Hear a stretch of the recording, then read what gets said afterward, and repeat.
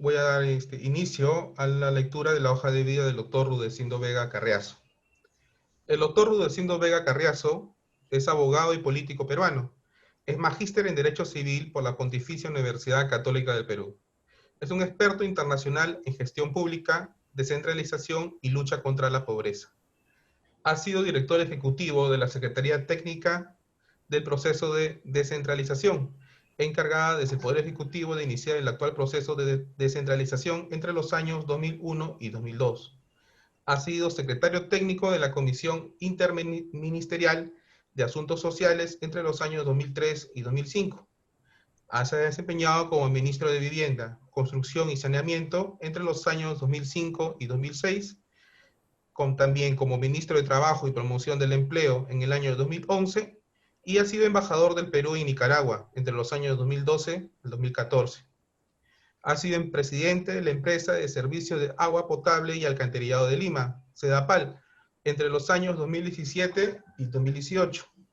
Presidente ejecutivo de Sensico entre los años 2018 y 2019. Asimismo, se ha desempeñado como secretario técnico de Transparencia Internacional y consultor internacional en temas electorales. Actualmente se desempeña como gerente general de la CONAFODICER. Sin más, damos inicio a la segunda sesión del curso de especialización en gobernabilidad y políticas públicas, no sin antes pedirles por favor que apaguemos nuestros micros a fin de mantener un respeto hacia el expositor y a los demás participantes. Doctor Rudecindo Vega, por favor, tiene el uso de la palabra. Muchas gracias.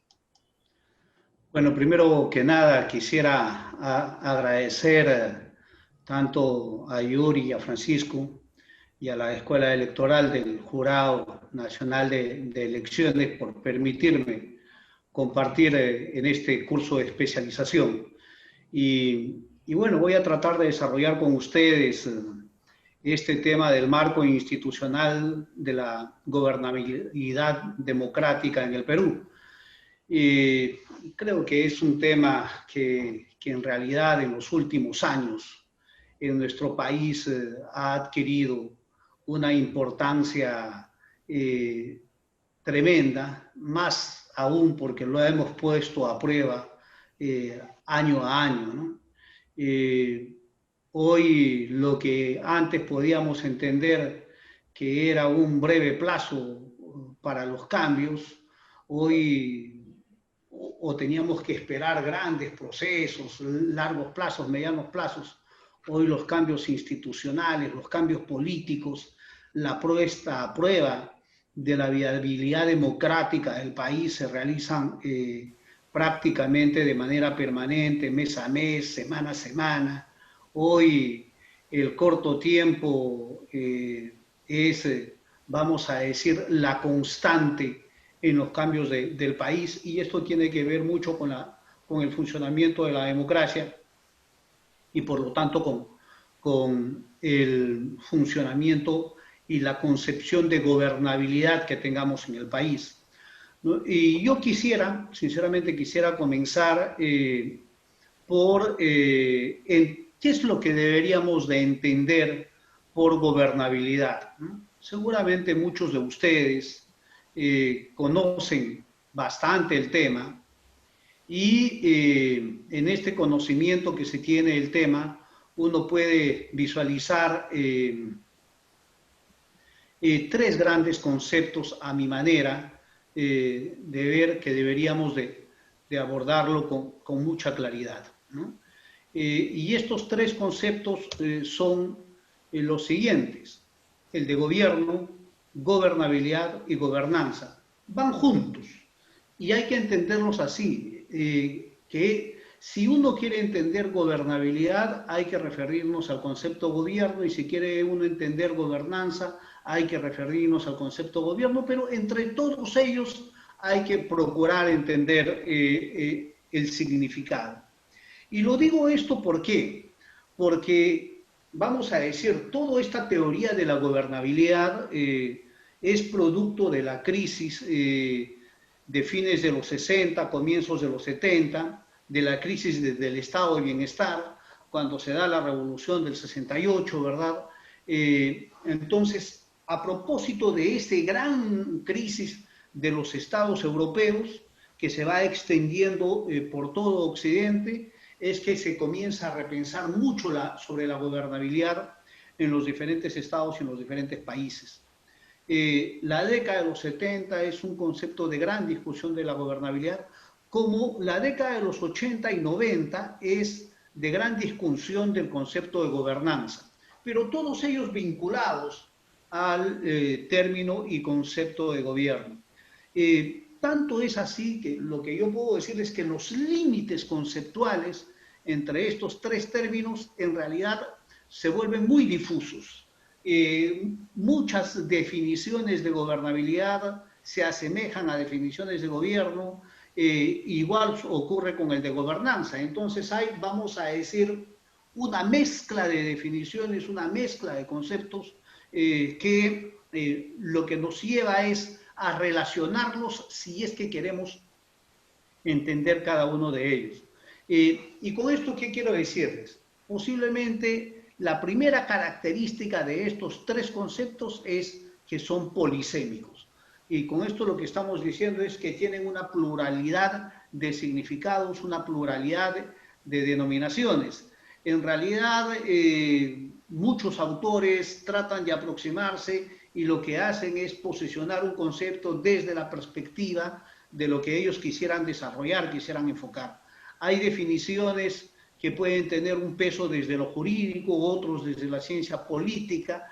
Hay definiciones que vienen muchísimo más cargadas desde los enfoques sociales, con conceptos de legitimidad, de hegemonía, ¿verdad? Entonces, desde las ciencias jurídicas, desde la ciencia política, vienen muy cargados con la definición y la conceptualización de Estado y de democracia.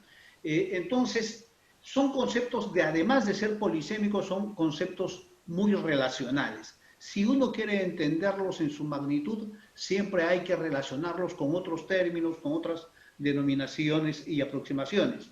Entonces, lo primero que tendríamos que decir es que este es un concepto polisémico y dentro de todo ese conjunto hay que buscar qué es lo común que puede denominar a estos tres términos. O sea, si lo que yo estoy tratando de transmitirlos un poco para desarrollar la presentación es que vamos a interrelacionarlos, vamos a juntar los tres conceptos para que en mérito a ello pudiéramos entrar en un desarrollo de lo que podríamos ver como el marco institucional de la gobernabilidad democrática en el Perú.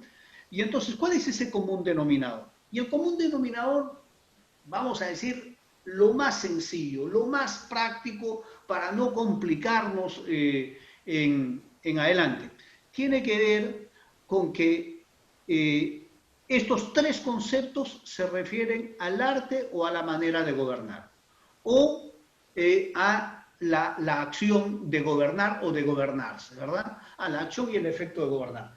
Podemos aproximarnos con cualquier autor, con cualquier teoría, y siempre vamos a llegar que el común denominador de estos tres conceptos, de gobierno, de gobernabilidad y de gobernanza, tiene que ver con que estos tres términos se refieren al arte o a la manera de gobernar, o a la acción y el efecto de gobernar o de gobernarse. Si es que esto es así, entonces llegamos al término puntual de lo que es gobernar, ¿verdad? Entonces, a partir de este concepto de gobernar, uno puede decir, y bueno, ¿qué de particular tiene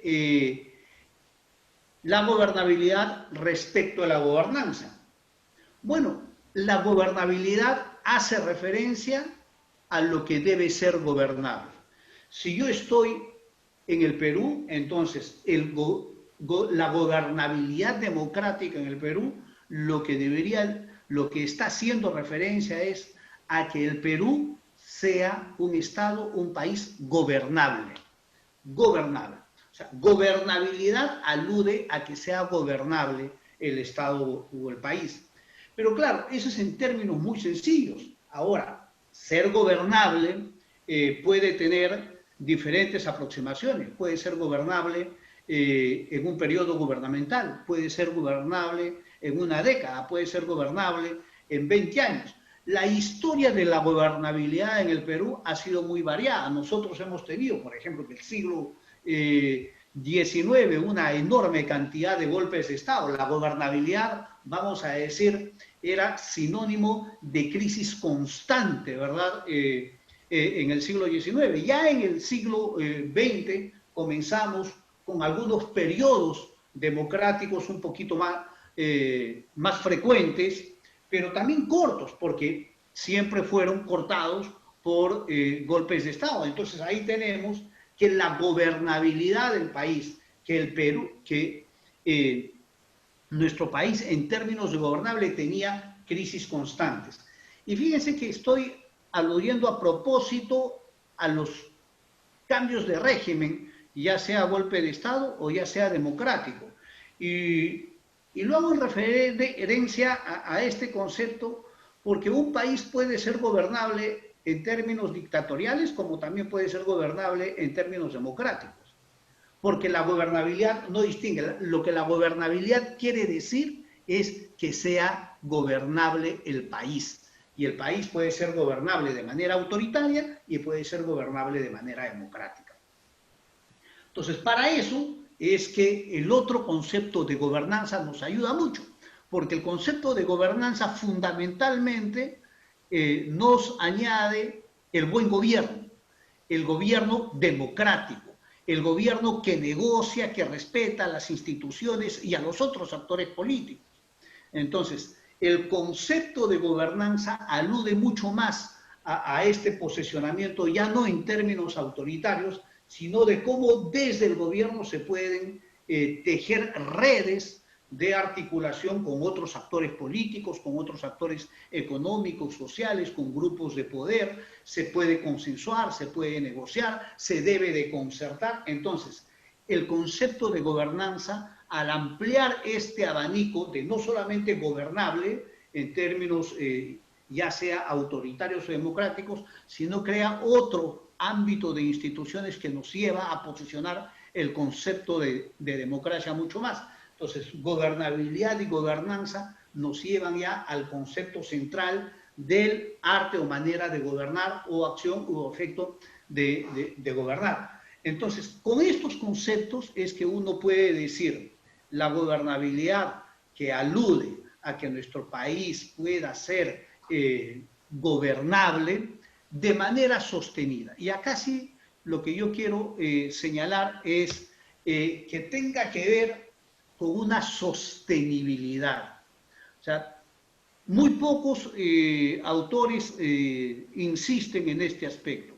Nosotros en los últimos 30 años en lo que es la teoría política y la teoría del desarrollo, se ha acuñado un concepto del desarrollo sostenible. O sea, que el desarrollo, el crecimiento debe mantenerse de manera permanente, debe ser estable, debe ser sostenible, ¿verdad? ¿Y sostenible para qué? Para que las futuras generaciones puedan disfrutar de los beneficios de este desarrollo que se está iniciando desde ahora. O sea, la sostenibilidad que posesionó la teoría del desarrollo, eso hay que traerlo a la gobernabilidad, hay que traerlo a la ciencia política. ¿Por qué? Porque si nosotros decimos que la gobernabilidad es sostenible, entonces lo que vamos a decir es que ese país, que ese Estado o que nuestro Perú es gobernable de manera sostenida en el tiempo. Y si añadimos el término democrático, gobernabilidad democrática, lo que tiene que ser una gobernabilidad democrática sostenida en el tiempo. Y debe ser sostenida en el tiempo por las autoridades del gobierno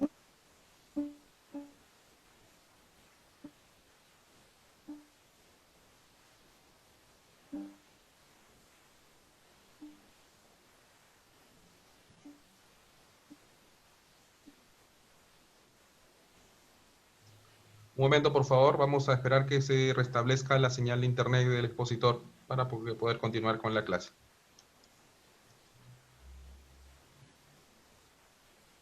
y por los ciudadanos, ¿no? Entonces, gobernabilidad democrática, con que sea un país gobernable democráticamente, de manera sostenida en el tiempo, y que eso sea promovido y respetado por las autoridades electas y por los ciudadanos, todo en el marco institucional de la Constitución histórica que existen en cada uno de los países.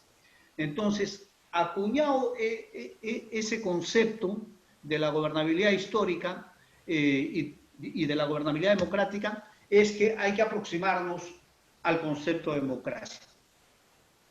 Y en el concepto de democracia, en realidad, tenemos literatura increíble, seguramente muchos de ustedes han revisado, estudiado una enorme cantidad de textos y de bibliografías sobre la democracia.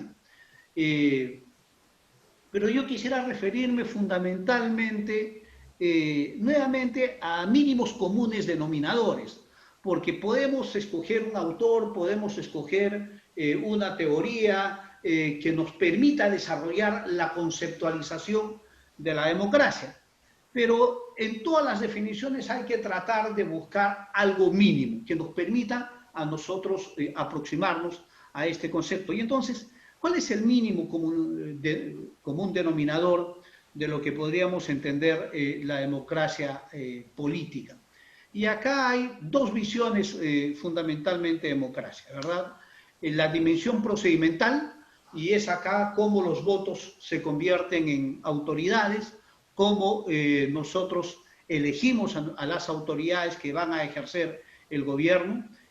Y tenemos dos criterios. En la visión democrática procedimental tenemos la democracia representativa, en donde, como ustedes saben, es elegir a nuestras autoridades para que en representación nuestra nos gobiernen, y la democracia participativa, en donde hay una enorme cantidad de mecanismos que, además de elegir a nuestros representantes, tenemos un control sobre ellos, sea mediante la revocatoria, la remoción, el referéndum, ¿verdad?, los plebiscitos. Entonces, vamos a decir procedimental de democracia, está el concepto de representación y está el concepto de participación.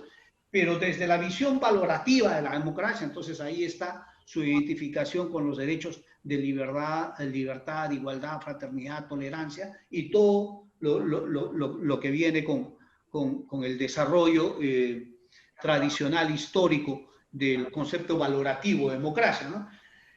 Pero ¿cuál es el común denominador de esto? O sea, ¿qué es lo mínimo entre lo procedimental y lo valorativo de estas aproximaciones? El de la democracia representativa, eso es lo más chiquito, ¿verdad? O sea, que un país se denomine como un país con democracia representativa, lo que estamos diciendo es que está escogiendo lo mínimo de la democracia. Y lo mínimo de la democracia es elegir a nuestros representantes, elegir a nuestras autoridades para que nos gobiernen. Eso es lo mínimo que hay. Entonces, si ese es el mínimo común denominador, en el Perú, ¿qué es lo que tenemos? En el Perú siempre hemos tenido democracia representativa. O sea, vamos a decir, nos hemos quedado en el concepto de elegir autoridades para que en representación nuestra nos gobiernen. Y fundamentalmente eso, se cumplía ese periodo, el periodo gubernamental, y volvíamos a elecciones a elegir nuevas autoridades. Representación total. Con la Constitución del 93 ocurre un cambio importante en este aspecto. ¿Por qué? Porque la Constitución del 93, además de continuar con la Constitución histórica del país, con la tradición de democracia representativa, de elegir cada cierto periodo a nuestras autoridades, añade un conjunto de derechos de participación y control ciudadano, ¿no? Y entonces aparece el referéndum, aparece la revocatoria, claro, la revocatoria concentrada principalmente en autoridades municipales y regionales, para las autoridades nacionales, pese a que hay un artículo de la Constitución que dice las tierras se pierden, la riqueza se alude a la... No vamos a decir que recoge el referéndum, recoge la revocatoria, recoge la renovación, recoge la iniciativa legislativa de los ciudadanos para plantear leyes, ¿no? Entonces, y que están desarrollados en la Ley de Control y Participación Ciudadanos. Ahora, todos estos nuevos derechos más vinculados al tema de la democracia participativa, hoy los tenemos. Hoy los tenemos, lo hemos ejercido muchas veces, hemos ido a ejercer en determinadas ciudades y distritos el derecho de revocatoria, se ha planteado algunas iniciativas legales con respaldo ciudadano y hemos tenido referéndums también en este aspecto desde la década de los 90 en adelante. O sea, tenemos una democracia representativa con algunos derechos y algunos instrumentos de democracia participativa. Por eso podemos decir que hoy en el Perú, en la actualidad, la institucionalidad de la gobernabilidad democrática tiene el supuesto de la democracia representativa más ciertos derechos recogidos de del concepto procedimental de democracia participativa. Entonces, en este marco conceptual de democracia es que tenemos que entender el de la gobernabilidad democrática. Entonces, si es que esto es así, este marco institucional, obviamente, al ser de democracia representativa, tiene una relación directa con el concepto de Estado de Derecho, ¿no? ¿Y por qué? Porque el Estado de Derecho es el mecanismo mediante el cual institucionalmente nuestra Constitución da el marco global a la democracia, da el marco global al gobierno, da el marco global para el ejercicio del gobierno en el país, en el Estado, mediante mecanismos ya sea de gobernabilidad y de gobernanza. Entonces, esta democracia y el Estado de Derecho, obviamente, tienen algunas características que están en la esencia misma de ambos. O sea, no podemos entender democracia y Estado de Derecho si es que no tomamos en cuenta estas características. La primera es la democracia como derecho fundamental, y entonces en este aspecto lo que tenemos que hacer referencia es incidir en que esto es un derecho fundamental de las personas. Luego la separación de los poderes, la elección de las autoridades mediante sufragio universal, la pluralidad política y la alternancia en el poder, ese es algo innato de un tema democrático y del Estado de Derecho, la subordinación constitucional a las instituciones de la autoridad civil legalmente constituida y el respeto al Estado de Derecho de todas las entidades y de todos los sectores. Esos son, vamos a decir, elementos claves, elementos característicos de la democracia y el Estado de Derecho, sobre el cual tiene que recorrer institucionalmente el concepto de gobernabilidad, el concepto de gobernanza y el gobierno en sí mismo. O sea, uno podría hablar de un gobierno democrático con estas características. Podemos hablar de gobernabilidad democrática con estas características. Podemos hablar de gobernanza democrática con estas características. Entonces, si en un momento decíamos, si iniciábamos esta clase con los tres conceptos de gobierno, gobernabilidad y gobernanza, decíamos que eran polisémicos y relacionales, lo que hay que decir es que el concepto de democracia, siendo polisémico, también se articula de manera directa con estos ejes y estos lineamientos, ¿no? Entonces, planteado de esta manera, ya los conceptos de gobernabilidad democrática, de democracia y de Estado de Derecho, entonces quiero retomar a un concepto clásico que tiene que ver con la separación de poderes, que es el eje fundamental para decir que estamos en un Estado de Derecho o un Estado democrático. La separación de poderes. Y cuando uno se refiere, porque a uno lo meten desde la época escolar, cuáles son los poderes del Estado, poder legislativo, poder ejecutivo y poder judicial, y el legislativo se dedica a hacer leyes, el ejecutivo a ejecutarlas y el judicial a administrar justicia.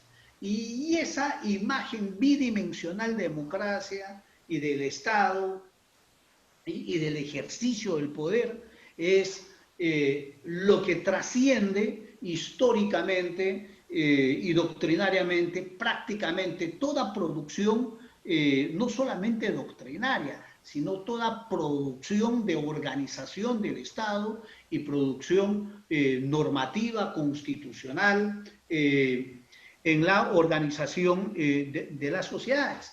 Pero fíjense, esta idea en realidad de la separación de los poderes, poco se habla de que hace siglos fue cuestionada, porque en realidad lo que siempre se decía es el poder es uno y es indivisible, y entonces lo que deberíamos hablar es, más que de separación de poderes, deberíamos hablar de separación de funciones, ¿no?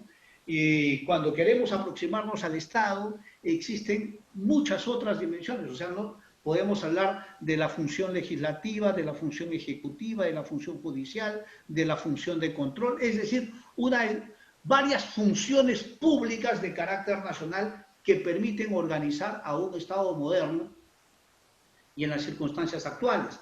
Pero esas funciones sí son ejercidas tradicionalmente por lo que conocemos los poderes del Estado, legislativo, ejecutivo, judicial, pero también existen otros organismos que ejercen estas funciones de carácter nacional.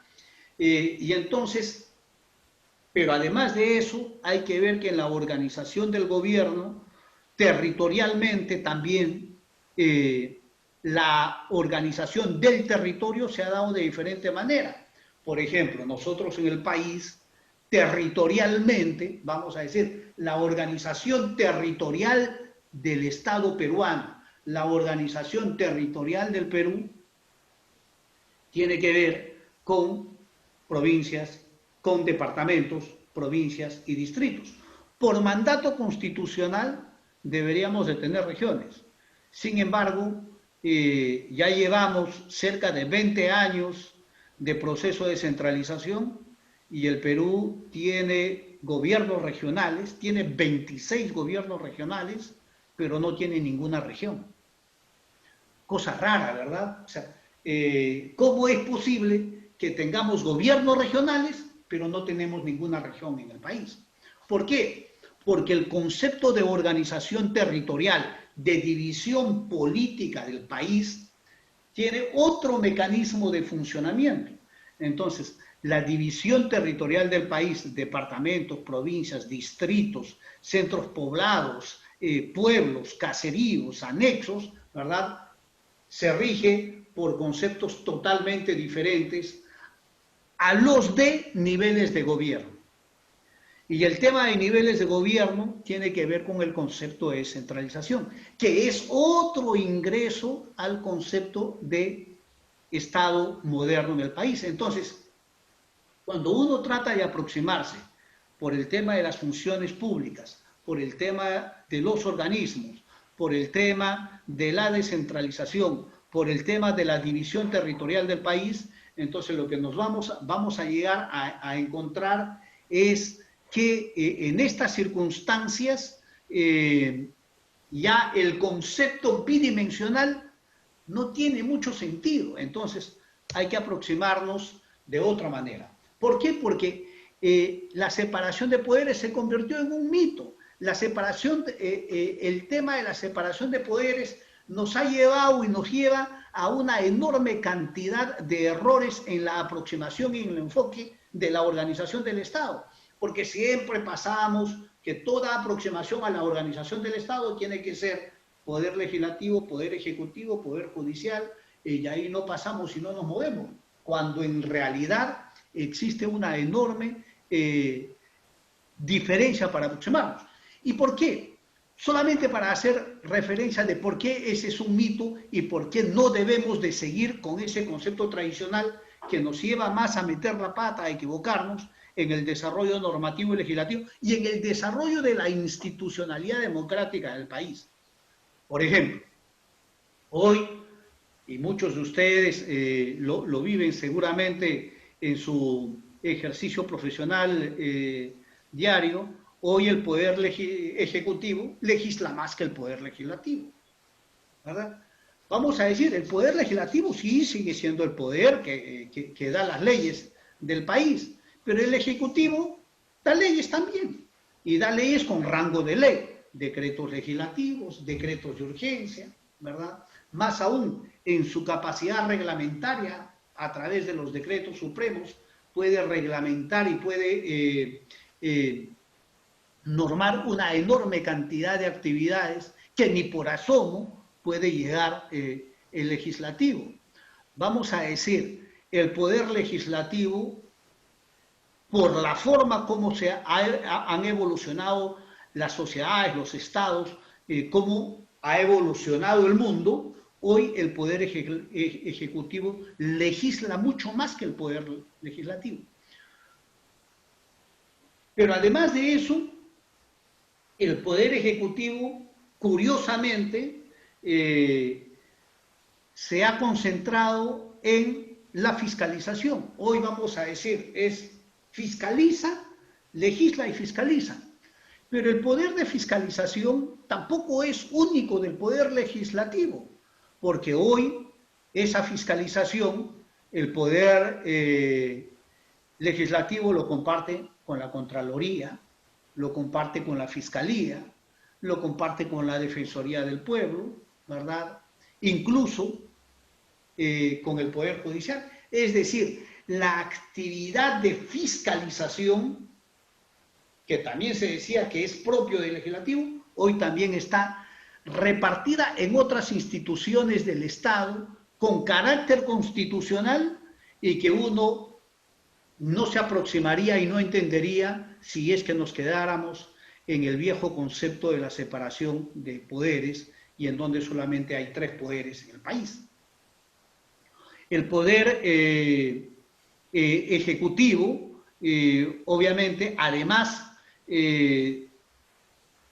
administra justicia. Yo sé que a veces esto, sobre todo para un magistrado del Poder Judicial o de la Fiscalía, o incluso a los que ejercen la magistratura de la persuasión en la Defensoría del Pueblo, le resulta chocante poder entender que el Poder Ejecutivo en realidad hoy administra más justicia que el propio Poder Judicial. Y uno dice, pero ¿cómo es esto posible?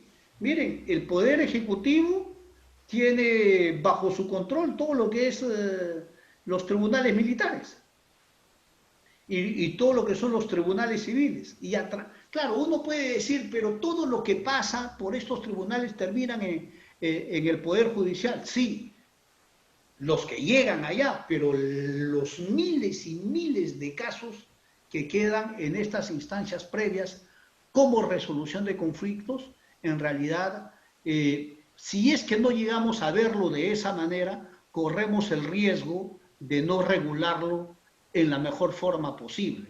O sea, hay una función judicial, fíjense lo que les estoy diciendo, hay una función judicial que lo ejerce el Ejecutivo y que no lo estamos enfocando como tal, y que al no enfocarlo como tal, en realidad puede llevarnos a ver únicamente como una función administrativa y no como una función de resolución de conflictos. ¿No? Y en el caso del Poder Judicial, vamos a decir, el gran administrador de justicia tampoco está solo, porque ustedes saben, a ver, todo el tema de lo que es la justicia constitucional ya no lo hace el Poder Judicial, el Tribunal Constitucional, con rango constitucional, y no es un poder del Estado, ¿verdad? Por lo menos. Todo el tema de la justicia electoral, el Jurado Nacional de Elecciones, organismo constitucional. Como les decía, el tema de la justicia militar está más vinculado al Comando Conjunto de las Fuerzas Armadas, poder ejecutivo total. Y en el caso del sector privado, la justicia arbitral, vamos a decir que es una justicia privatizada, con todo un tema de la modernización de los medios alternativos de resolución de conflictos y el tema de la administración de justicia por parte de las comunidades campesinas y nativas como justicia comunal. Es decir, la administración de justicia, la función judicial, también está dispersa en muchísimos organismos. O sea, seguir insistiendo, seguir entendiendo, querer interpretar la institucionalidad democrática, la institucionalidad del Estado de Derecho, la gobernabilidad democrática, según el viejo mito de la separación de poderes, lo que nos puede llevar es a una enorme cantidad de errores en lo que debe ser la regulación en cada una de nuestras sociedades. Dicho esto, es que, por ejemplo, acá tenemos una imagen tridimensional del Estado. Y parte por un concepto de tridimensional, pero que pudiéramos ir desarrollándolo también de otra manera, en 4 dimensiones, 5 dimensiones, ¿verdad? Acá están puestos el tema de las funciones, de los poderes, legislativo, ejecutivo, judicial y otros organismos, porque tenemos muchos organismos constitucionales más. Los niveles de gobierno, gobierno nacional, regional o local, y las funciones que son legislativa, ejecutiva, judicial, la electoral, la de control, ¿verdad? Y todo esto viene atravesado por una enorme cantidad de nuevos procesos que hay en la organización del Estado, los que tienen que ver constantemente con la modernización estatal y administrativa y la nueva gestión pública, y las nuevas tecnologías de la comunicación. ¿Y por qué hay que meterlo todo esto? Porque la organización del Estado se ha vuelto tan compleja y tan amplia que en realidad tratar de entenderlo con los conceptos tradicionales de administración pública tampoco son útiles. Y tampoco son útiles, ¿por qué? Porque para eso es que luego se crearon los conceptos de gerencia pública, de gestión pública, y hace aproximadamente unos 30 años, fíjense, y les estoy diciendo 30 años atrás, tenemos esta aproximación de la nueva gestión pública. Tiene ya 30 años el enfoque y seguimos hablando de nueva gestión pública. ¿Y por qué? ¿Y qué es esta nueva gestión pública? Esta nueva gestión pública lo que trata es de decirnos cómo debemos de aproximarnos a la complejidad, a la amplitud del Estado con todos estos enfoques totalmente diferentes para darle reglas de funcionamiento, reglas de gobernanza, reglas de gobernabilidad, para que el gobierno pueda ser ejercitado de la mejor manera. Y entonces, con esta aproximación uno puede decir, ¿y esta nueva gestión pública qué carga nos trae? Fíjense, toda esta amplitud tridimensional del Estado nos lleva a una enorme cantidad de instrumentos de política pública, y ustedes están haciendo un curso de especialización en gobernabilidad y políticas públicas, que nos tiene que ampliar el abanico totalmente.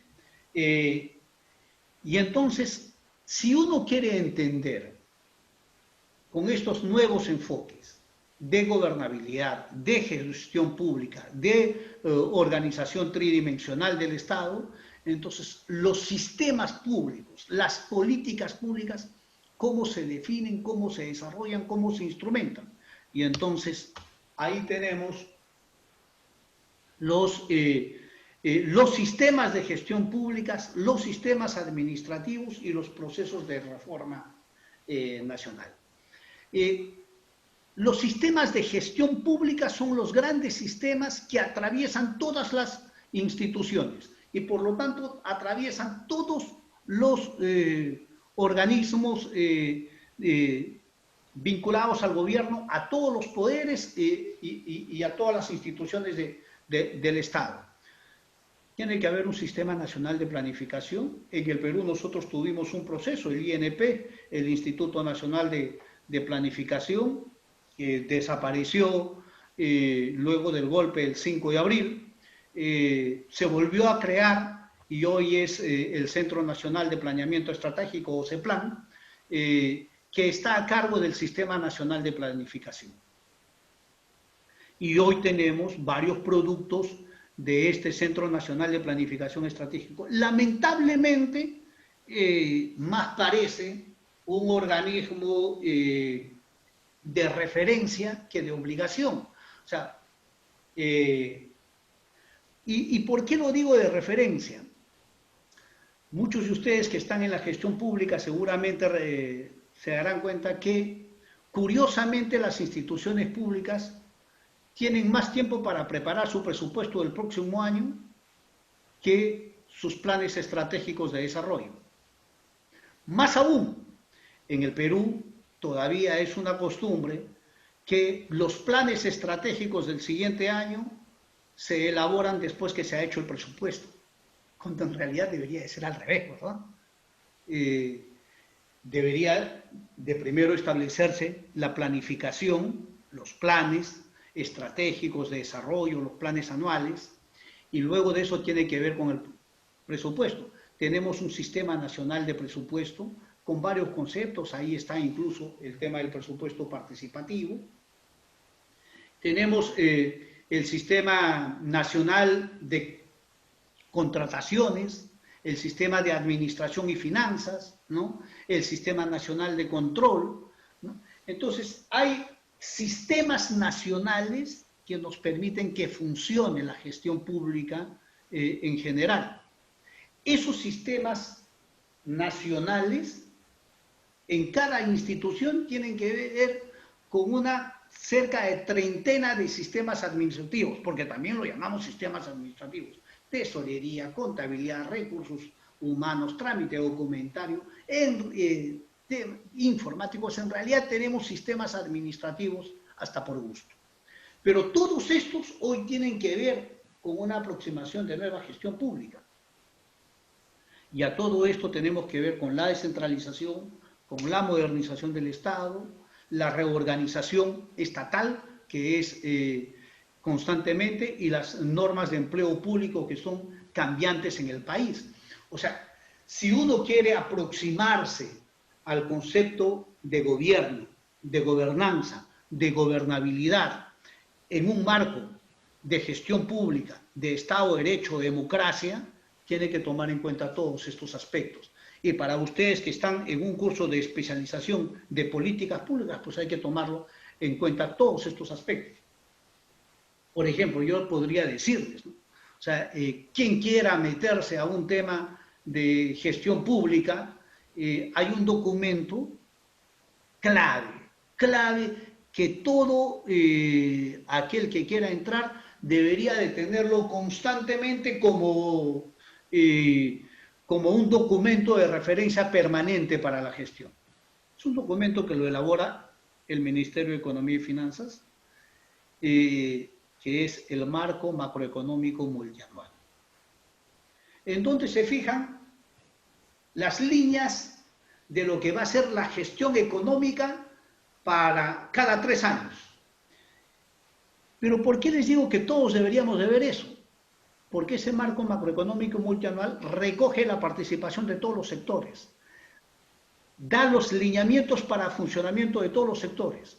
Claro, constantemente va cambiando, porque en un país como el nuestro pues hay que ir ajustando cifras, si es que el PBI va a crecer en la forma que va a crecer, si el presupuesto se va a ajustar o no. Entonces, hoy, por ejemplo, ese marco macroeconómico multianual, después de esta pandemia, tiene que haber explotado por todo lado, como la mayor cantidad de sistemas y argumentos. Entonces, hay que verlo de esta manera y entonces para entender un concepto de gobernabilidad democrática y del marco institucional en que ésta se mueva, hay que tomar en cuenta todos estos factores también de los sistemas de gestión pública, de los sistemas administrativos y de los procesos de reforma nacional. Podría además a ustedes decirles que todo esto tiene que ver con otro elemento que no está ajustado a la institucionalidad democrática tradicional o a la institucionalidad del país en términos constitucionales. Y sin embargo, es un instrumento de viabilidad política que ha terminado introduciéndose en la estructura del Estado muy curiosa. Y tiene que ver con un gran proceso de concertación nacional que se inició en el 2002-2003. Tiene que ver con un proceso de concertación nacional. Y esto nos va a llevar a vincularlo al concepto de gobernanza. ¿A qué me refiero? Al acuerdo nacional. Miren, uno puede decir, ¿y dónde está la norma que cree el acuerdo nacional? ¿Hay una ley que cree el acuerdo nacional? No. ¿Hay normas que regulen el acuerdo nacional? No. Es una convocatoria política a los partidos políticos, a la sociedad civil, a los gremios empresariales, a la iglesia, a las iglesias en general, es decir, se convocó a las fuerzas vivas, han ido existiendo ajustes en el transcurso del tiempo y lo que se hace es, en ese foro que es el Acuerdo Nacional, se plantearon y se definieron las políticas de Estado. Y entonces hoy no existe ningún ministerio, no existe ninguna institución pública que para definir sus planes estratégicos, incluso sus proyectos de inversión, no se refiera a las políticas del Estado. Y las políticas de Estado no han sido aprobadas en el Congreso de la República, no han sido aprobadas por el Poder Ejecutivo, han sido aprobadas en un foro del Acuerdo Nacional. ¿Qué es ese foro? Esta reunión de los actores, de las fuerzas vivas del país, que no están en la Constitución y que permiten definir las políticas del Estado. Y han definido 36 políticas de Estado a lo largo de todo este tiempo. Y esas políticas de Estado son las que definen los planes y los proyectos de las instituciones. Fíjense lo importante que es esto. Esos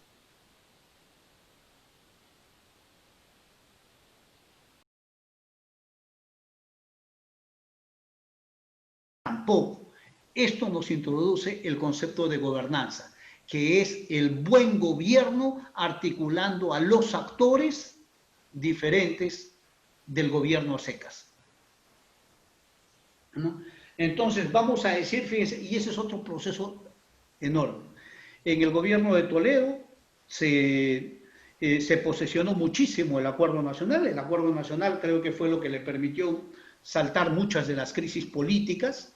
En el segundo gobierno de Alan García también se recurrió bastante al Acuerdo Nacional, no tanto como en la época de Toledo, pero sí bastante. Mucho menos se hizo en el gobierno de Ollanta Humala.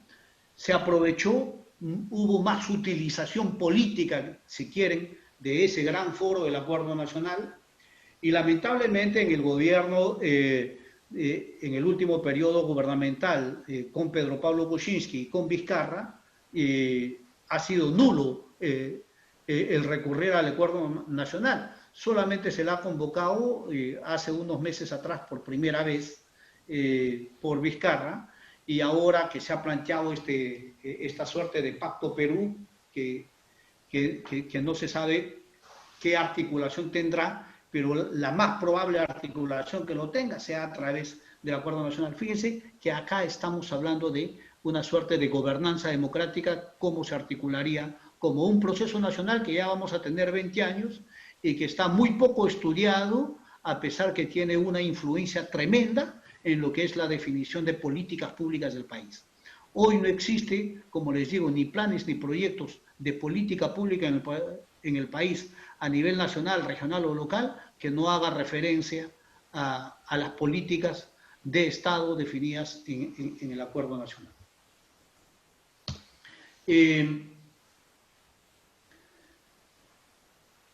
Si este es el marco en términos genéricos, permítame tomar un poquito de agua.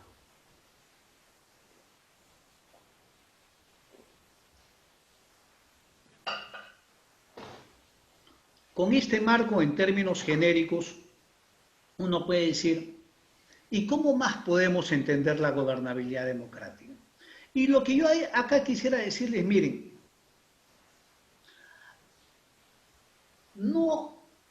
ya no existe nada nuevo bajo el sol. Esto ha sido desarrollado, estudiado por intelectuales, pero hay instituciones dedicadas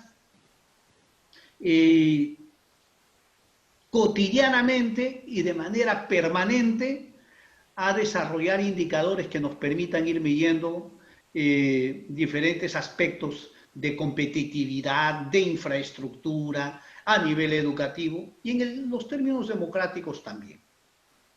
Y en el tema de gobernabilidad democrática también hay indicadores que se han desarrollado. Aproximadamente hace 25 años, el Banco Mundial desarrolló una política de cómo medir la gobernabilidad en el país, en los países y en los estados. ¿Por qué? Porque hay que comenzar a tener indicadores y saber quiénes avanzan y quiénes retroceden, y que incluso permita a los países compararse cómo están. Entonces se hacen rankings en méritos a mediciones con indicadores. Y entonces, para el tema de la gobernabilidad democrática, el Banco Mundial hace 25 años desarrolló 6 grandes indicadores. Voz y rendición de cuentas, la estabilidad política y la ausencia de violencia, la efectividad gubernamental, la calidad regulatoria, el Estado de Derecho, el control de la corrupción. O sea, uno puede ir al Banco Mundial y vamos a encontrar mediciones permanentes respecto a estos aspectos, y ahí es lo que nos va a permitir ver si es que se está mejorando o está retrocediendo el país en términos de gobernabilidad democrática.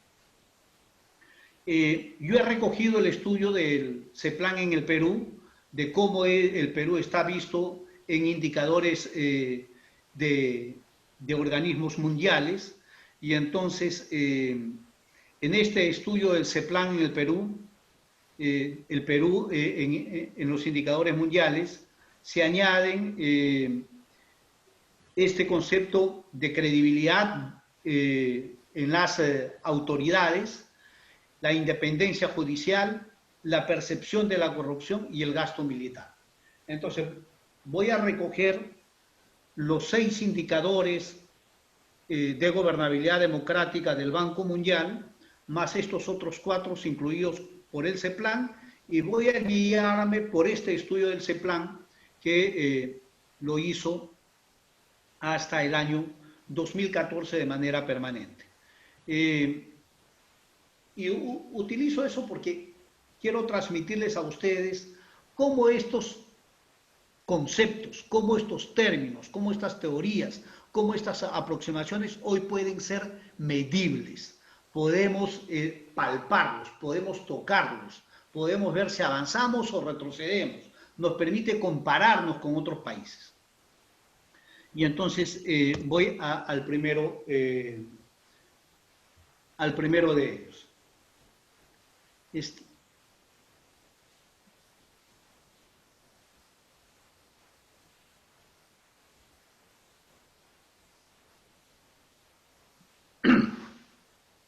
Tenemos el de la voz y la rendición de cuentas. Acá en realidad este índice lo que nos permite es medir la percepción del grado de participación de los ciudadanos en la elección de sus autoridades. Mide también el tema de la libertad de prensa, de expresión y asociación. En este tema de voz y rendición de cuentas, El Perú en 2014 ocupó el puesto 100 de 204 países. Quizás acá, porque nos va a servir para las 10 diapositivas restantes, les planteo el siguiente escenario. Para los 6 indicadores del Banco Mundial, ellos ponen, la medición es de menos 2.5% para el que está peor y más 2.5% para el que está mejor. Ese es el rango para medir el tema del índice de la BOSI y de la rendición de cuentas. Si estamos más pegados al menos 2.5%, estamos mal. Si estamos ya en términos de aproximarnos al positivo, al 2.5, pues estamos mejorando. Bueno, en el caso de la BOSI y rendición de cuentas, podemos ver en este primer cuadro, en las barras del lado izquierdo, que el Perú en 2002 tenía 0,14 de medición. Estamos en el lado positivo. Pero luego de 12 años no mejoramos. Bajamos a 0,11. El mejor país latinoamericano fue Uruguay, que en 2014 estaba con un punto más, 1,11. Si lo comparáramos con el tema de la Alianza del Pacífico, en realidad lo que podemos ver es que también estamos por debajo de los países de la Alianza del Pacífico. O sea, vamos a decir, en BOSI y rendición de cuentas, estando en azul, estamos, vamos a decir, en un azul con las justas, ¿no? Estamos bastante atrasados con respecto de otros países. Y la barra de el cuadro, la gráfica de la derecha, ya lo que nos muestra es justamente los países de la Alianza del Pacífico y el mejor país sudamericano posesionado, ¿no? Perú, Chile, Colombia, México y Uruguay. Entonces, en BOSI y rendición de cuentas, en realidad vamos a decir, hemos desmejorado, pero prácticamente nos mantenemos en los mismos rangos, o sea, vamos a decir muy bajo. En azul, pero muy bajo. Luego tenemos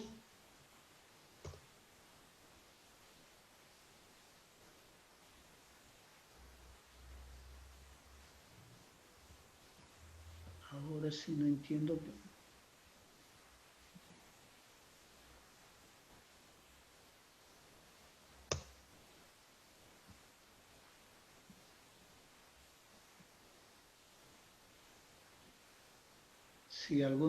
Si ahí ustedes me ayudan, por favor, a pasarla. Dígame, doctor. Y para pasar a la siguiente diapositiva, que veo que acá no avanza. Trate de con las flechas y avanzó, creo. Se movió. Ah, sí. Entonces, el segundo índice es el de la estabilidad política y la ausencia de violencia. Bueno, acá en realidad es la percepción ciudadana que mide la probabilidad de que un gobierno sea desestabilizado o derrocado por medios inconstitucionales o violentos, golpes de Estado, terrorismo, levantamientos, ¿no? Sublevaciones. Y el Perú, vamos a decir, la estabilidad política, esta suerte de crisis constante que hemos tenido como amenazas a la gobernabilidad democrática. Y entonces el Perú del 2014 de 207 países ocupó el 150. Y ahí sí lo que podemos ver es que, fíjense, el año 2002 en menos 1,5 y el año 2014 en 0,52. O sea, la evaluación es, o la percepción que tenemos, la percepción ciudadana, es que en el Perú los gobiernos siempre pueden ser desestabilizados por medios inconstitucionales y violentos o pueden ser incluso derrocados, ¿no? Bueno, nosotros hemos tenido nuestro último golpe de Estado, el 5 de abril del 92, pero hemos tenido en los últimos 3 años una enorme cantidad de crisis política que en realidad no lo hemos tenido en décadas. Y la gobernabilidad, la institucionalidad es lo que nos ha permitido resolverlos, ¿no? Así que vamos a decir, este es otro indicador que nos permite medir, y fíjense que acá nuevamente Uruguay es el país que está mejor posicionado. Los países de la Alianza del Pacífico todos también están en un peso negativo, y los de la OCDE que están bastante avanzados. Luego podemos ver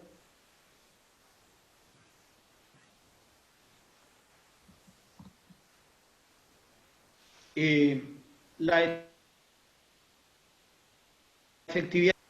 Acá lo que tenemos es que el gobierno fundamentalmente sea eficiente y que sea ajeno o sea independiente a las presiones políticas, que pueda definir y formular políticas y que sea creíble en sus compromisos, ¿no?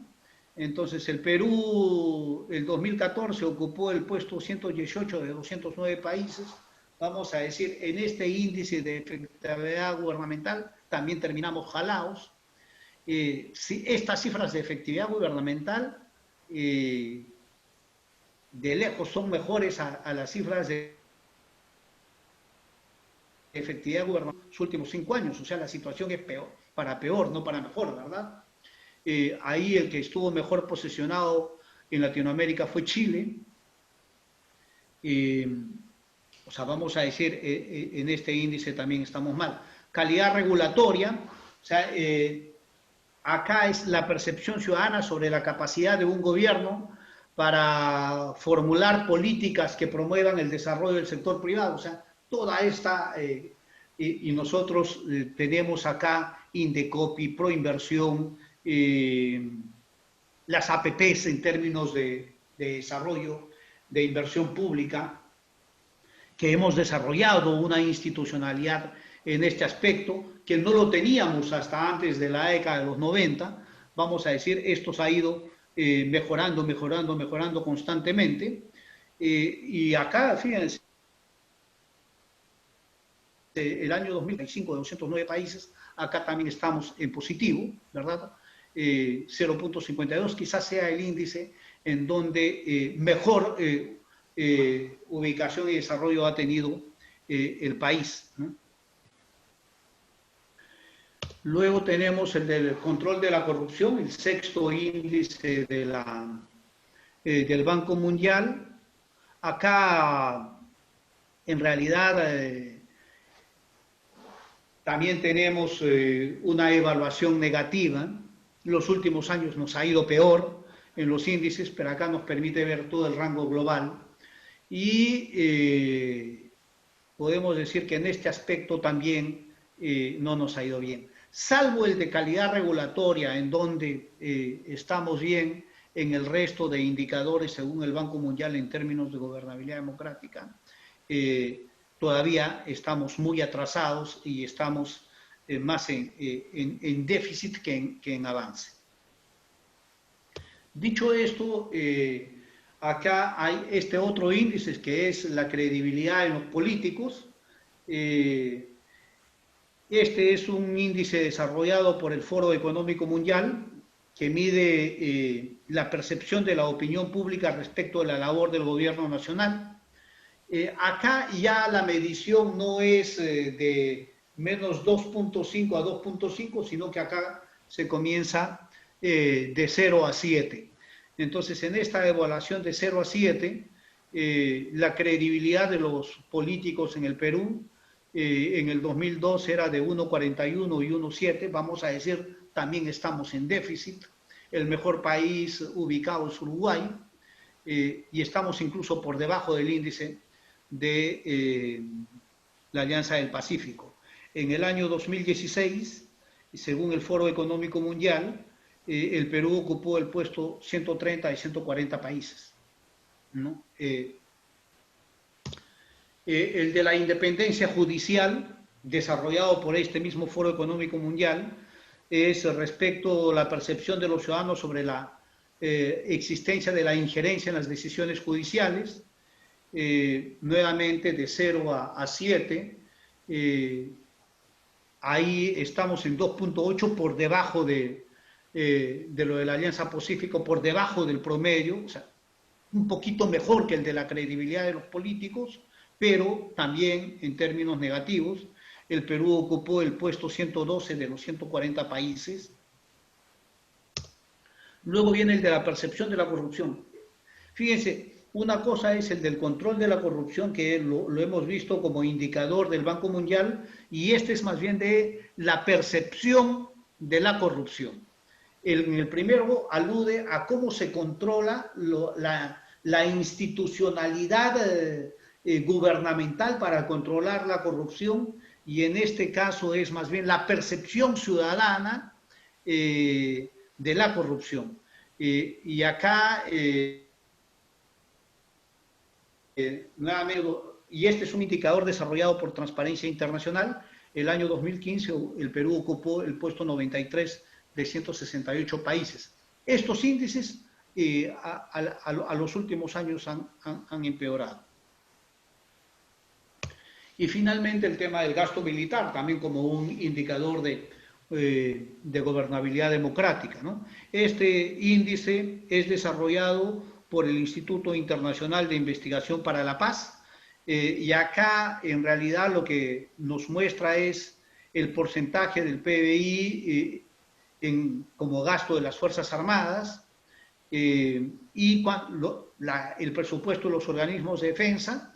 En este caso, el Perú ocupó el puesto 60 de 139 países el año 2015. Cuando tomamos en cuenta todos estos 10 indicadores desarrollados por organismos internacionales, lo que uno puede ver es que la gobernabilidad democrática en el país todavía tiene mucho para desarrollarse, tiene mucho para mejorar, tiene que ver con la cultura democrática, tiene que ver con la gobernanza, tiene que ver con la consolidación de la democracia y el fortalecimiento de la democracia en todos estos aspectos. Y cómo no, tiene que ver con mejorar la capacidad gubernamental de nuestras instituciones. Y entonces, como tiene que ver con estos aspectos, fíjense, el Instituto Nacional de Estadística en el Perú e Informática, hace unos 6 años atrás, publica anualmente, sobre la base de la Encuesta Nacional de Hogares, un informe sobre índices de gobernabilidad en el país. Y entonces yo acá quería compartir con ustedes este cuadro, porque para armar todo esto de medir la gobernabilidad es cómo perciben los ciudadanos y en la Encuesta Nacional de Hogares los principales problemas del país. Y acá tenemos de la producción del INEI, porque en este último estudio lo publicaron en abril de este año, en media pandemia, ¿no? Con información de hasta marzo del 2020. Y miren, corrupción, yo les decía que si uno miraba el tema de la percepción de la corrupción, vamos a ver que hemos empeorado. Y efectivamente, 60%, supuestamente había bajado la corrupción, 60%. El segundo problema, la delincuencia. Tercer problema, la pobreza. Y indicadores van a tener posiblemente un cambio enorme. Fíjense, la pobreza, 18% vamos a decir, como percepción de los ciudadanos. Claro, en los últimos 20 años, desde el año 2001 al año 2019, la pobreza de lo que era 55% el año 2001, llegó a bajar hasta 18%. Entonces, vamos a decir, cuando hay crecimiento económico, la mejor manera de luchar contra la pobreza es que exista crecimiento económico. Con crecimiento económico hay empleo, y cuando hay empleo hay ingresos, y cuando hay ingresos la gente es menos pobre, según la medición monetaria, ¿verdad? Según el enfoque monetario. Entonces, lo que se llega a decir es, la pobreza disminuyó de 56 al 18%. Pero luego de esta pandemia, en realidad, vamos a decir, todavía no hay indicadores, pero con la paralización de la producción, con el incremento del desempleo a nivel nacional, con la falta de ingresos, en realidad esta pandemia, en estos cerca de 6 meses ya de pandemia, el país debe estar llegando a millones de peruanos a la pobreza. Así que seguramente el concepto de problema de las familias de pobreza va a aumentar. Igual el tema de la falta de empleo.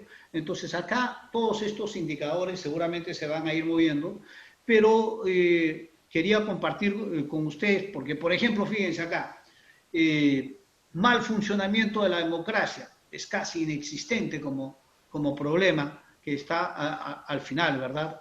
Y esto tiene que ver con el nivel de confianza también en las instituciones, que también acá lo mide mucho el Instituto Nacional. Y acá tenemos que, por ejemplo, el registro, el RENIEC, desde hace unos 15 años atrás, a 20 años atrás, siempre viene liderando el tema de la confianza en las instituciones.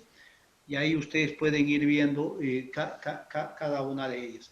¿Y esto por qué también lo comparto? Porque ya es una institución nacional como el INEI la que nos trae otros indicadores para enriquecer en la medición a lo que hemos tenido como gobernabilidad democrática. Entonces, con todos estos, ¿cuáles son los riesgos de la gobernabilidad democrática? Entonces vamos a clasificarlo, estos riesgos, en dos características, en los riesgos endógenos y en los riesgos exógenos.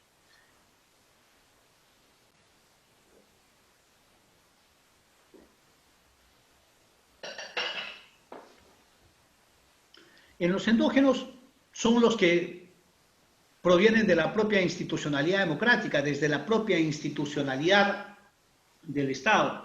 Y acá vamos a tener cómo los instrumentos democráticos son usados para distorsionar la propia democracia, ¿no?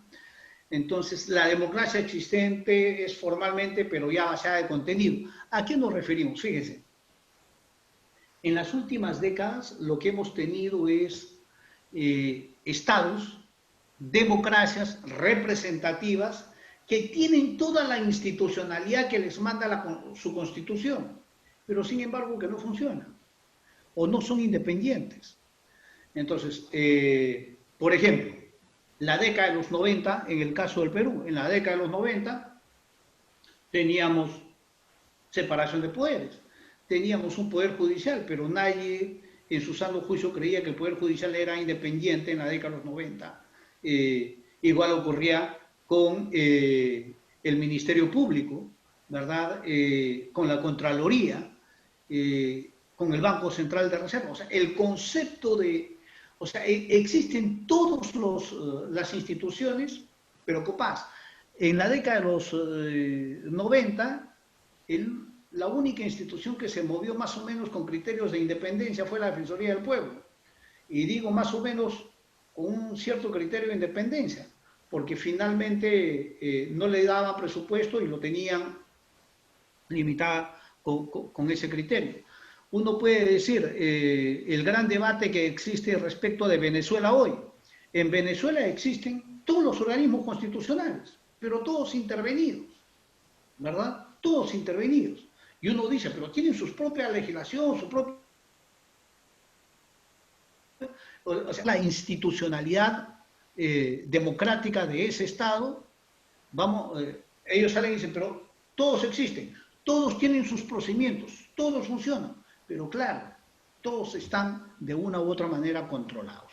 ¿no? Entonces, a eso se refiere cómo la gobernabilidad democrática tiene en la actualidad estos conceptos de riesgo que hacen que la gobernabilidad entre en crisis por el propio funcionamiento de sus instituciones.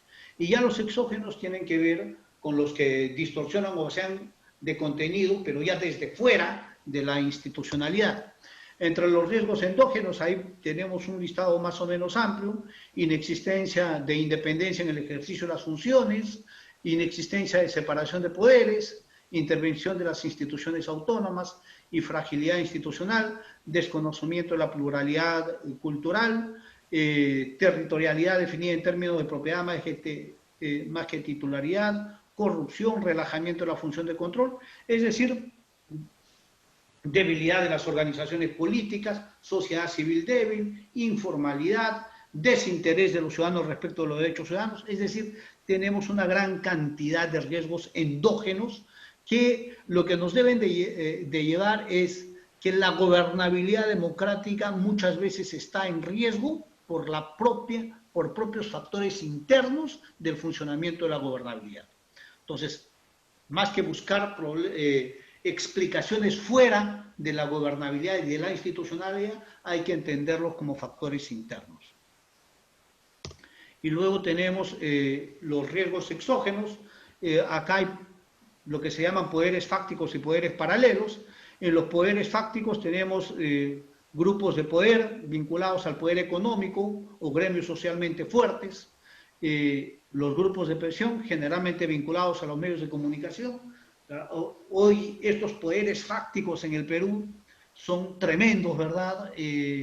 Tremendos. Más aún, los grupos de presión vinculados a los medios de comunicación están cuestionados porque prácticamente fijan la agenda, pero también hay poderes paralelos, como es el crimen organizado, el narcotráfico, el terrorismo, la minería ilegal en los últimos años en el Perú ha sido tremendo, en la forma como ha permeado la estructura, y es un riesgo exógeno gran gobernabilidad democrática.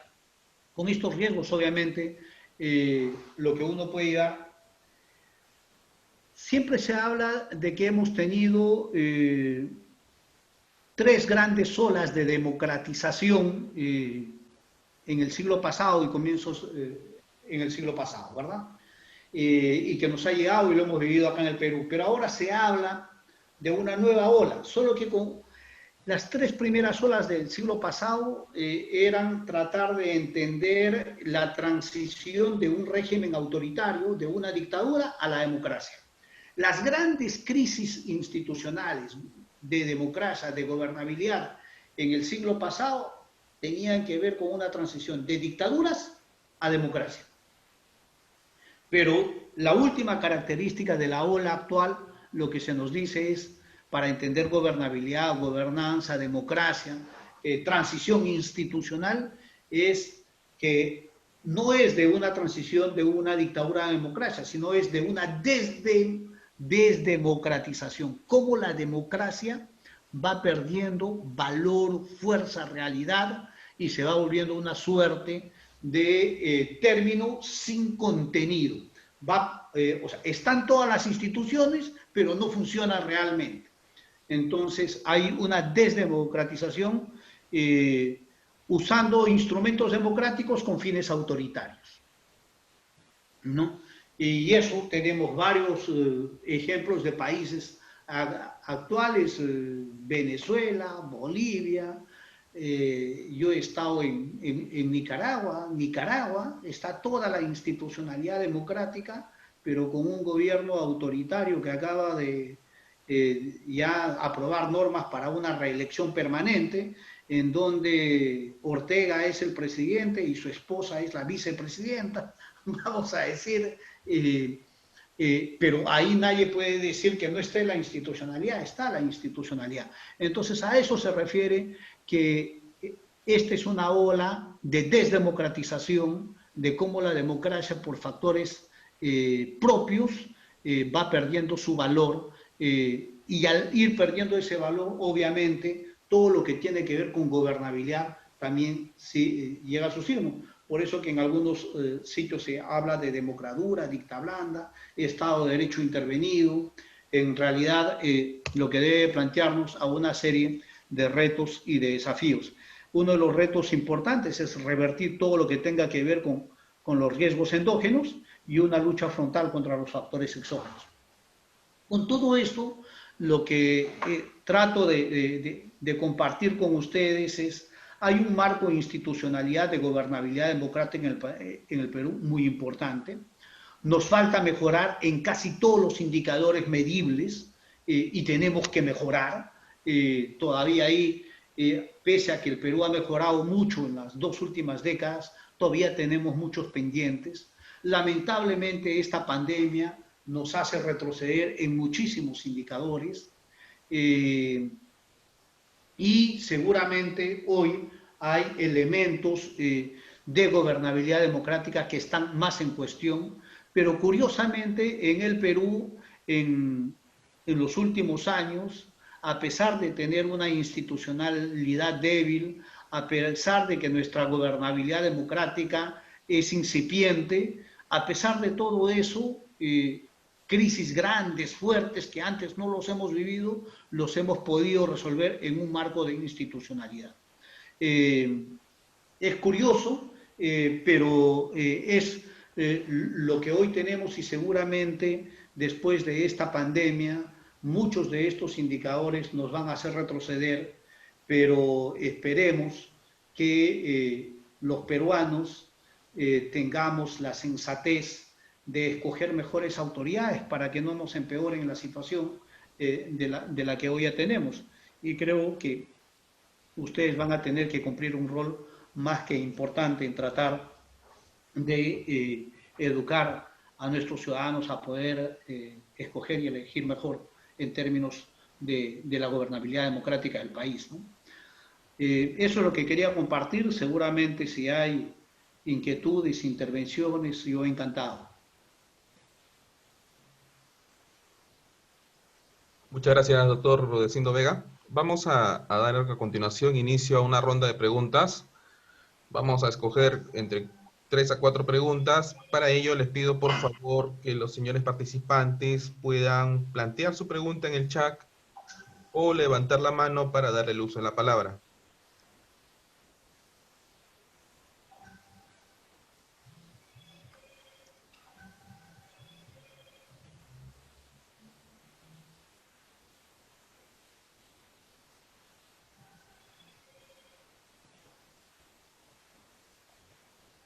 Vamos a dar el uso de la palabra al señor Luis Alberto Cisneros Acosta. Por favor, ¿podría usted encender su micro y su cámara? Sí, buenas noches. ¿Se me escucha? Sí, la escuchamos. ¿Qué tal? Bueno, tenía una consulta. Si bien, como se ha mencionado en la exposición, las bases o los medidores de la gobernabilidad es un proceso que se genera a través del tiempo. Le quería preguntar al expositor Vega si considera que un momento crucial para nuestra crisis actual es el cambio de perspectiva que hay después del gobierno de Fujimori con el gobierno de García, en el cual se empieza a dar una predominancia hacia lo económico y se deja de un lado el trabajo como en instituciones o el trabajo directamente en mejorar las condiciones de la ciudadanía. Esa es mi consulta. Mira, Luis Alberto, voy a aprovechar tu pregunta para plantearlo así. La década de los 90 es una década que comenzó, vamos a decir, el enfoque de nueva gestión gubernamental que traté de transmitiros y cómo se vincula de gobernabilidad democrática, se inicia en la década de los 80.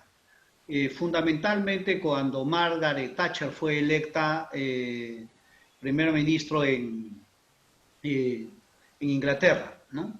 Entonces, ella comenzó con toda esta gran ola de privatización y de liberalización de la economía y que se comenzó a expandir mundialmente.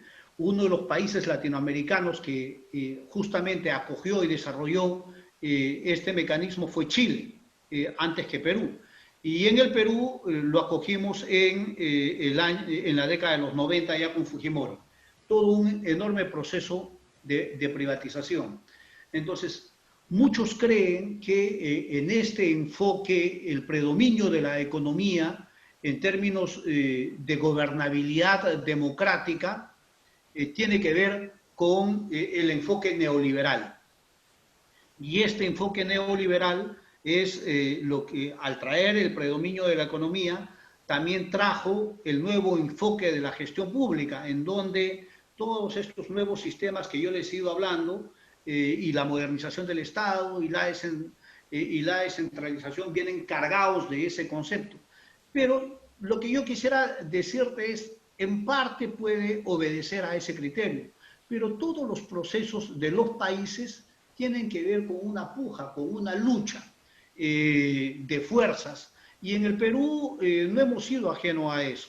Si bien en los 90 puede haber existido ese predominio, ya con la recuperación democrática, el proceso de descentralización en el Perú es un proceso, vamos a decir, que se inicia con enfoques no neoliberales, sino más bien con enfoques que cuestionaban ese tema. Y es una reforma de la estructura del Estado. Más aún, el proceso de centralización cambió de tal manera la estructura que hasta ahora lo seguimos padeciendo, ¿no? Y sufriendo. Entonces, podría decirte que en parte viene desde los 90, y no es que solamente tenga que ver luego con Alan García, tiene que ver desde los 90 y las décadas siguientes hasta la actualidad. Hasta la actualidad. Pero ahí quiero recoger otro aspecto más, el tema de participación ciudadana. El tema de la participación ciudadana ha ido en paralelo a este enfoque. Fíjate, yo les decía, hay un concepto que no lo recoge el concepto de gobernabilidad, pero sí lo recoge el concepto de gobernanza democrática, que es la participación ciudadana.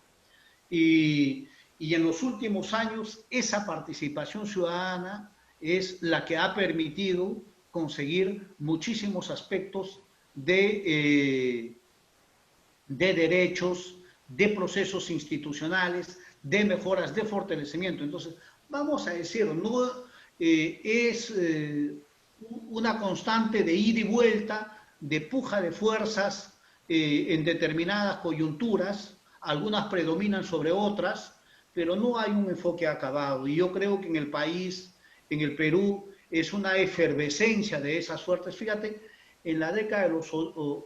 y voy a redondear la respuesta con esto. Un antropólogo que ya falleció, José Matos Mar, escribió un libro que se llama Desborde Popular, la crisis del Estado en el Perú de los 80. Entonces, lo que él trataba de explicar es todo este fenómeno de la informalidad. Yo les recomendaría a ustedes, lean ese libro nos va a permitir entender gran parte de lo que es la cultura política del país. Entonces, José Matos Mar lo que decía es, la informalidad ha desbordado de tal manera el país en términos económicos, en términos políticos, en términos culturales, es tan grande que el Estado no se abastece. Entonces, ese desborde popular al Estado, ¿por qué se debe? Se debe a que no existe el Estado. El Estado es tan pequeño que se ha desbordado. O sea, por ausencia del Estado es que los ciudadanos han creado sus propios mecanismos de sobrevivencia y de atención a sus servicios. Fíjate, ese enfoque de Matos Mar. Ahora, en los 90, Hernando de Soto desarrolla este otro libro, que es El otro sendero. Entonces, el enfoque de Hernando de Soto es que más bien la informalidad de estos ciudadanos es tan masiva y existe tanto porque hay una sobrecarga de regulación. O sea, hay mucha presencia del Estado. Entonces, como hay tanta presencia del Estado y es tan burocrático, es tan administrativo, como ahoga tanto a los ciudadanos prefieren dedicarse a la informalidad.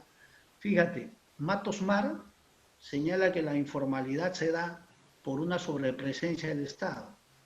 Hernando de Soto lo que nos dice, que diga por una ausencia del Estado. Hernando de Soto nos dice que es por una sobrepresencia del Estado. Entonces, pero lo que quiero decir es que en cualquiera de los dos enfoques hay un reconocimiento a un desarrollo ciudadano para la multiplicidad de aspectos.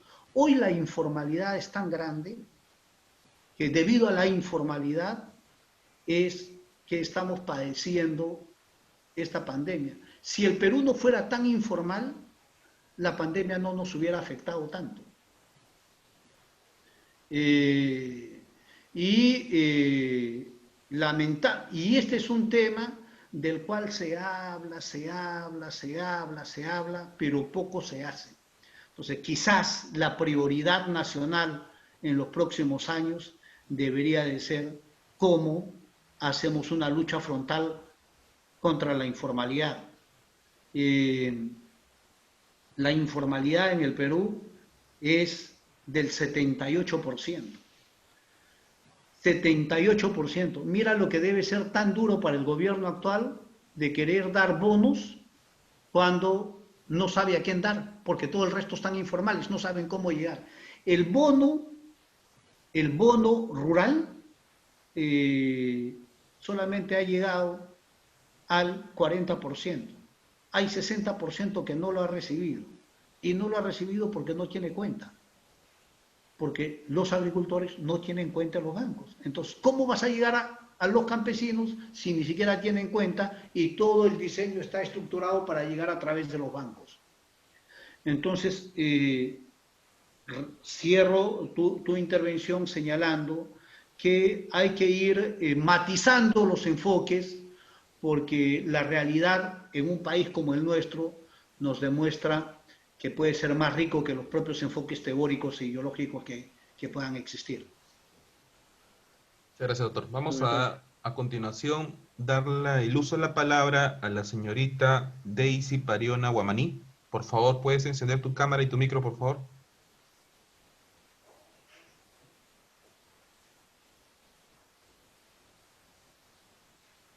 Señorita Daisy Pariona.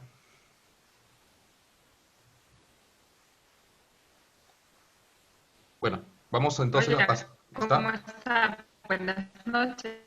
¿Me escucha? Un poco entrecortado.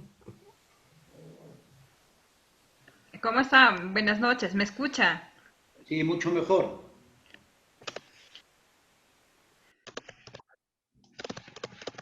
La pregunta al doctor Vega es con referente a cómo nosotros podemos enfrentar la crisis política que vive nuestro país a raíz de la informalidad ciudadana que acaba de manifestar. ¿Cuál sería su planteamiento frente a esta crisis actual?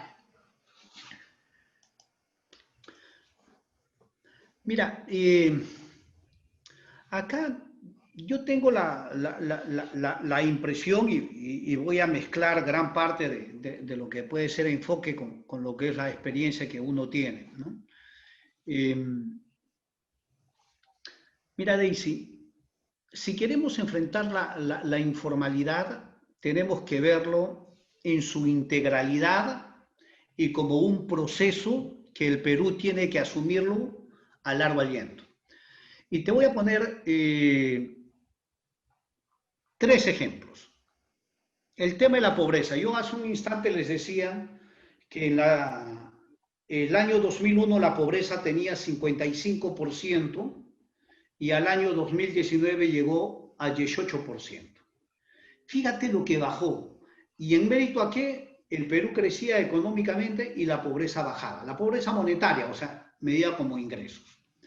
Y eso tiene que ver con políticas sociales y con que el año 2003 el Perú elaboró por primera vez el Plan Nacional de Lucha contra la Pobreza, que luego se ha mantenido constantemente con varios programas sociales. El año 2005 se creó el programa Juntos, que hasta ahora existe, ¿no? Y varios de los programas sociales. O sea, lo que quiero decirte es que es una política pública social focalizada en la lucha contra la pobreza, en donde convoca todos los esfuerzos del Estado y ha permitido que estas cifras existan. Entonces, es un proceso de políticas públicas de largo aliento. En el año hay mejora, cada año hay mejoras, hay avances más que retrocesos. Segundo ejemplo que quiero citarle, con todo lo cuestionado que sea al respecto, el proceso de descentralización. El proceso de descentralización es un proceso iniciado el año 2002 y con idas y vueltas, en algunos aspectos para bien, en otros para mal, lo tenemos consolidado, tenemos autoridades regionales electas, algunas funcionan eficientemente, otras no, pero tenemos un proceso de democratización de las funciones públicas vía descentralización que ya nos lleva 20 años.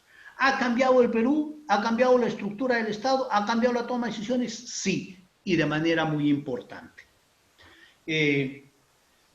Entonces, son dos ejemplos ahí claves, fuertes.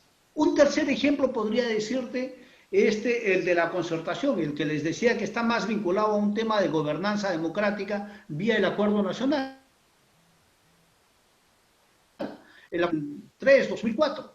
Y ya ha ido existiendo. En algunos momentos gubernamentales con más importancia que otros. Lamentablemente en el último, como le decía, poco utilizado y más bien ahora desesperadamente se trata de convocarlo cuando estamos en el último año de gobierno. Y entonces, recogiendo todo esto, lo que quiero decirte es que en el tema de la informalidad hay que verlo de esa manera. No pueden ser medidas de corto plazo. Tiene que ser visto, la lucha contra la informalidad tiene que ser visto como un proceso liderado por el Estado y que tenga que ver con todas las dimensiones posibles. Entonces, ¿por qué? Porque acá, por ejemplo, hay unos que dicen, ya, vamos a combatir la informalidad. ¿Y la informalidad en qué consiste? En simplificar trámites administrativos. Entonces, simplificamos trámites administrativos y vamos a combatir la informalidad. Sí, pero ese es muy reducido, ese es un campo. Hay otros campos. Por ejemplo, todo el tema financiero. Todo el tema financiero. Hoy lo vivimos con mucho más dramaticidad cuando vemos que el sistema financiero ha tenido tasas increíbles para cobrar por préstamos y entonces la gente se endeuda no por el sistema bancario, sino informalmente. Y esos créditos le ahogan. Y esa es gran parte de las deudas que no han permitido funcionar. Entonces tiene un componente financiero muy importante. Pero además de eso tiene otro componente que es el tributario. Entonces el componente tributario también, o sea, hay que reformar la parte tributaria para combatir la informalidad. Y también el tema laboral. Entonces, si yo quiero enfrentar, lo tengo que ver como un proceso, pero este proceso que se va combatiendo año a año con políticas públicas fijas, tiene que tomar todas las dimensiones, laboral, financiera, administrativa, tributaria. De lo contrario no vamos. Entonces, sí, y ahora nosotros padecemos porque justamente hemos tenido medidas aisladas y puntuales. Y hoy lo que debemos recuperar es un enfoque de largo aliento y mucho más integral. Muchas gracias, doctor. Vamos a dar el uso de la palabra al señor Taylor Ramírez Arango. Por favor, puede encender su micro y su cámara. ¿Qué tal? Buenas noches. No sé si me escuchan. Sí, lo escuchamos claro. Bueno, en este momento yo me encuentro todavía viajando, pero quisiera hacer rápidamente mi pregunta. Usted indica más que todo de democracia, cuando en realidad estamos en Perú. La democracia yo lo veo más como un fantasmagórico, o sea, que no existe en realidad en Perú. ¿Por qué lo digo esto? O sea, es tanto la corrupción que existe que es difícil atacar directamente la informalidad, cuando el fin de todos estos, los dueños de estas mismas informalidades son las propias autoridades. Se sabe que en Gamarra, se sabe que en distintos lugares de Perú, las propias autoridades son los que cobran los cupos. Las propias autoridades son los que realmente están metidos en esta propia corrupción. Entonces, lo que primero que deberíamos hacer es atacar a la corrupción. Y usted dice también, indica que debemos de escoger mejores los candidatos, cuando en realidad los candidatos es como un concurso de belleza. A la más bonita lo vas a escoger, es igualito. A nosotros nos pintan el más bonito y el más bonito candidato para poder votar a ese candidato, pero no hay candidatos realmente que se ponen la camiseta para que este Perú salga adelante. La informalidad va a seguir existiendo, mientras la corrupción continúe en este país. Si no atacamos la corrupción, no vamos a poder atacar. Entonces mi pregunta es, ¿cómo atacamos la corrupción? ¿De qué manera vamos a atacar la corrupción? Eso sería mi pregunta. Gracias. No, y te agradezco, Taylor, la pregunta. Mira, en el tema de la corrupción, que es un signo que nos ha acompañado no en las últimas décadas, yo recuerdo un libro escrito por ya un finado padre, Jeffrey Klaver, historiador, sacerdote jesuita, que enfocaba el tema de la corrupción desde la época colonial y cómo se daban prácticas de corrupción desde esa época en el nacimiento original del país como país, o sea, antes de que exista el Estado peruano como Estado, ¿no?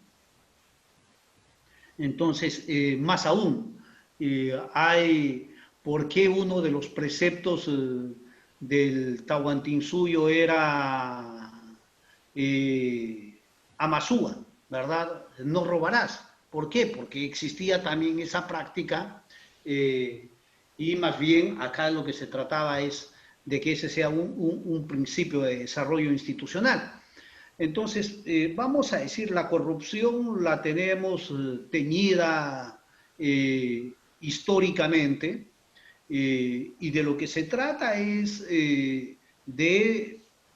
a ver, hay una enorme cantidad de medidas que se han dado. Somos uno de los países que nos podemos quejar mucho de la corrupción, pero somos uno de los países que hemos dado signos de enjuiciar a presidentes, a ministros,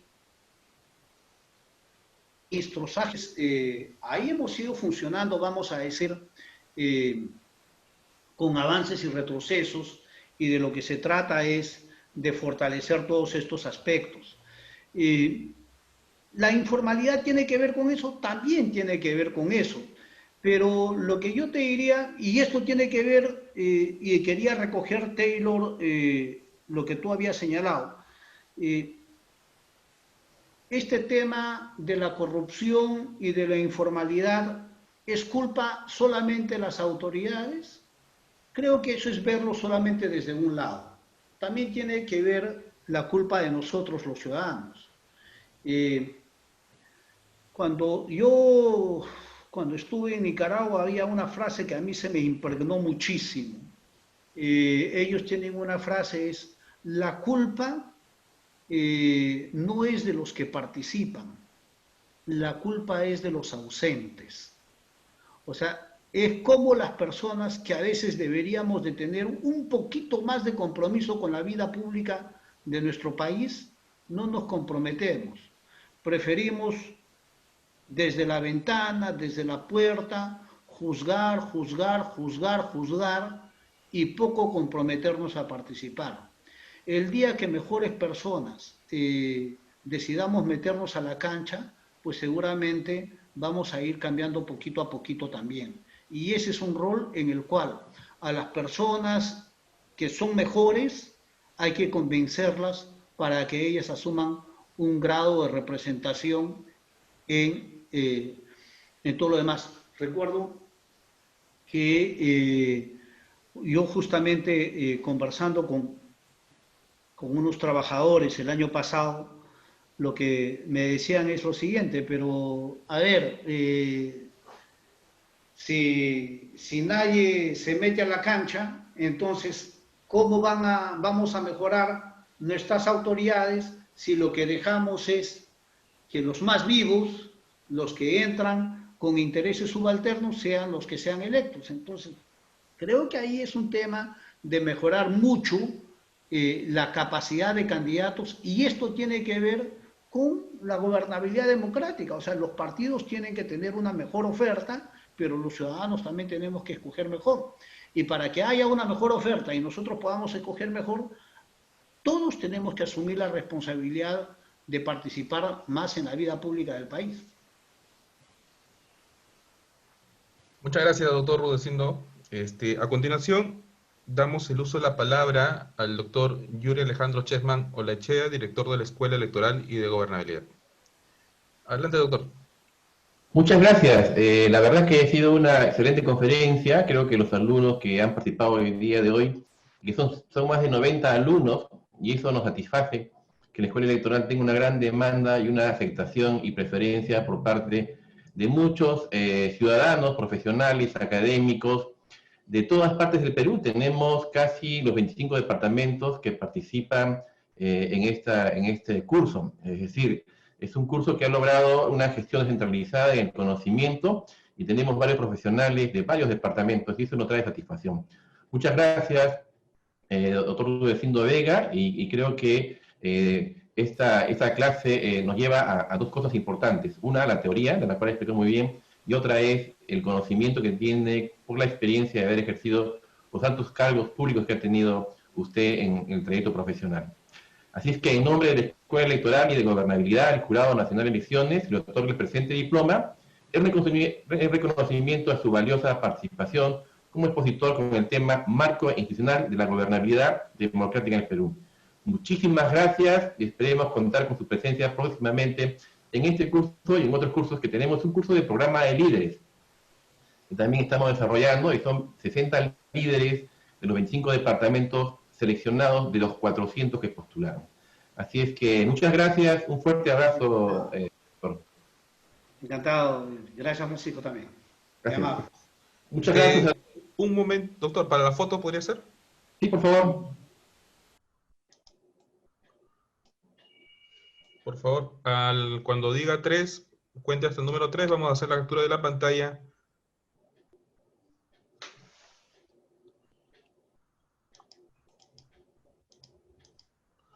Uno, 2, 3.